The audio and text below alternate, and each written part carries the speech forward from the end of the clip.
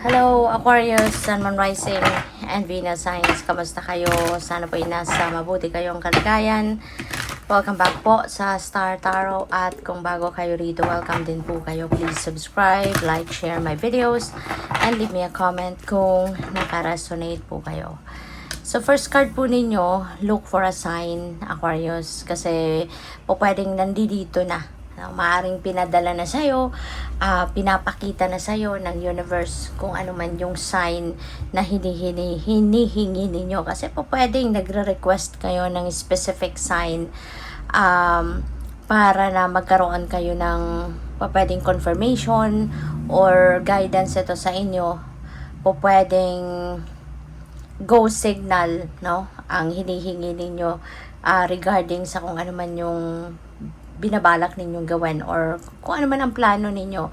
So, maaring ito na yon, no? Humihingi kayo ng specific sign at pwedeng yan ay pinadala na, no? So, be on the lookout for that. 'Di ba? Kung ano man ang sign na yan na hinihingi ninyo kasi po pwedeng nandiyan na. Okay? But for others of you, it could be anything.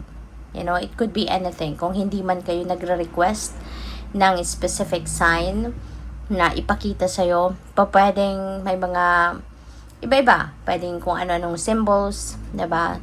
Pwedeng synchronicity, pwedeng mga omens ang makikita ninyo, and that could be the sign, ano, para sa iyo din. Kasi pwede rin, no, na the universe is, you know, is wanting to send you a guidance dito.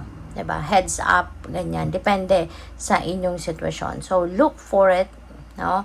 Kung meron kayong napapansin na, kunyari, ang pinapakita sa inyo ay repeating numbers. Diba? That is a synchronicity. So, kung napapansin ninyo lately na lagi kayong nakakakita ng mga repeating numbers, 444, 222, 111, mga ganyan, 1111. So, that could be a sign for you. No? Hanggang sa, hindi yan titigil na magpakita sa'yo hanggang sa ma-realize mo na yun ay sign para sa'yo. Na yun ay para sa'yo. Okay? Kaya, pansinin ninyo, no? Kapag merong ganun, tapos, parang pumasok sa kamalayan ninyo na, this could be a sign for me. Yun na yun. Ano? Yun na yun. Kailangan mo nang alamin kung anong ibig sabihin ng signs na pinapakita sa'yo. Alright? So, what else? We have communicate clearly. Okay? Ito yung kailangan din ninyo para na ma-express ninyo kung ano talaga yung totoong saloobin ninyo, ano talaga yung gusto ninyong iparating sa ibang tao, then communicate clearly.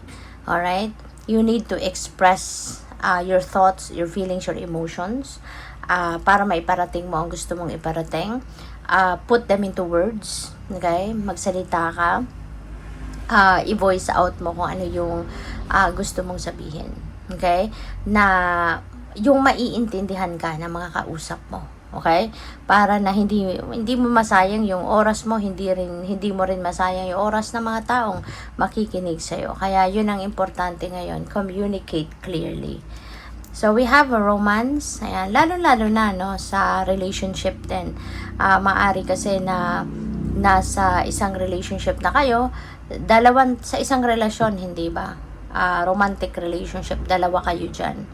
Ikaw at yung person mo. Kaya maganda talaga na in order for you to ensure success sa relationship ninyo, kailangan na malinaw kang mag-express ng sarili mo. Ipapahayag mo kung ano yung totoong nararamdaman mo. Ipapahayag mo yung, kumbaga, i-express mo kung ano yung ibig mong sabihin, diba? Yung mga ganon. Kaya, kailangan, no? Kailangan na i-express mo ng malinaw, na maiintindihan ng person mo at maging bukas ang communication lines ninyo. Yun ang mahalaga in order for you to have a successful relationship. So, pwede ng iba sa inyo is leveling up your commitment with your person sa ngayon. Baka there is union in marriage na. Pwedeng merong magsasama na sa isang bubong. Pwedeng meron ng magsisimula ng pamilya. At kung single ka, baka ngayon, baka papasok ka na sa romantic relationship. Baka meron ng nanliligaw sa'yo or meron ka ng kaligawan. So, pwedeng papunta ka na sa pagiging ano na, tawag dito, formal, no? Formal na relationship. So, by the way, maraming salamat for subscribing, and if you haven't subscribed yet, subscribe na kayo. And also, maraming salamat din for not skipping the ads. Malaking bagay yan sa akin. And also, please click the join button sa baba ng video kung gusto niyo na mag-join kayo sa membership. Okay? Salamat po. So, we have Honor Your Beauty. Ayan, Archangel Jophiel. Sabi dito, thank you, Jophiel, for helping me. Alright? Discover my inner and outer beauty. Ayan. So, maaari, no, ng iba sa inyo, Aquarius, pwedeng sa ngayon mas ma-appreciate, no? Mas ma-appreciate na ninyo yung inyong kagandahan. From the inside and out, maaaring mas ngayon ma-appreciate mo na yung sarili mo, mas ma-appreciate mo na yung kabutihang loob, kagandahang loob, at yung kagandahan mo mismo, physical, maaring mas ngayon, mas ano mo na yan, mas i-embracein mo na yan sa ngayon. Kasi dati, 'di ba, may mga iba sa atin na alam mo yun, sa sobrang mahiyain, 'di ba? Tinatago nila yung kagandahan nila kasi mahiyain, 'di ba? Ayaw lumabas o kaya hindi ine-express yung sarili dahil sa pagiging mahiyain. But now you are going to be more confident. You know, para sa ibang Aquarius na may ganong sitwasyon, may iba na ngayon yung pakiramdam ninyo, mas magiging confident ka na, mas magiging proud ka na sa sarili mo, ganyan, no? So, what else? We have healthy choices. Ayan, sabi dito, thank you, angels, for guiding me to make healthy decisions. Alright?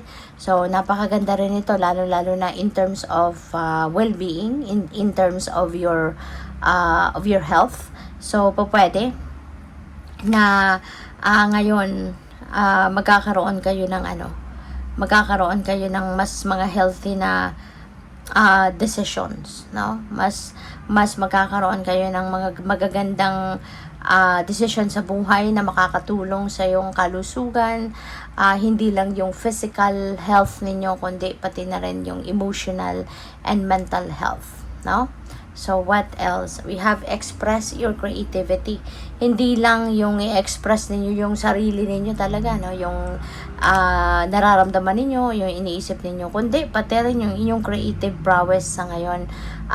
Pwede rin na merong opportunity na kumakatok sa inyo ngayon for you to be able to express, diba, your creativity. So, pwedeng merong ganon, no? Na mailalabas mo na ngayon yung inyong passion, yung artistry ninyo, yung talent mo, yung creativity mo. So, yun. Good luck. Thank you for watching. Love and light. Namaste.